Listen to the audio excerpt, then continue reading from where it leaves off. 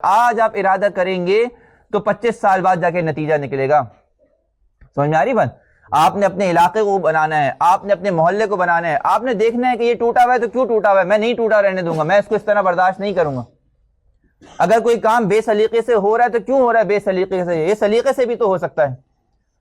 اگر یہ کام جو ہے مثال کے طور پہ اچھے طریقے سے ہو سکتا ہے تو میں کیا بہتر سے بہتر انداز اختیار کر سکتا ہوں کہ وہ کام کرے. ماشاءاللہ دیکھیں آپ کے مولانا عبدالرحمان صاحب نے آپ کے لیے کمپیوٹرز کا بھی انتظام کیا, آپ سیکھیں اس کو, آپ اس کے ذریعے سے پورے عالم میں کام کر سکتے ہیں, پورے عالم کے اندر. اب میرا یہاں پر آنا صرف اور صرف اسی کے ذریعے سے, ورنہ نہ میں مولانا عبدالرحمان صاحب کو جانتا نہ مولانا عبدالرحمان صاحب مجھے جانتے.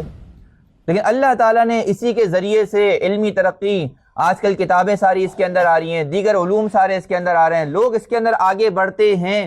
دنیا کے سارے کام اسی کے ذریعے سے ہو رہے ہیں. دنیا میں وہ قومیں ترقی کر رہی ہیں جو ٹیکنالوجی میں آگے ہیں. چائنا میں چلے جائیں, چائنا کے گاؤں دیہات بھی دیکھیں گے آپ کو بہترین مشینری کے ساتھ نظر آئیں گے. کیوں؟ پڑھا لکھا مشینریاں بنائیں. یہ نہیں کہ بھئی ہمارے 500 سال سے دادا اسی طرح کھیتی باڑی کر رہے تھے تو ہم بھی ایسے ہی کریں گے پردادا کی طرح.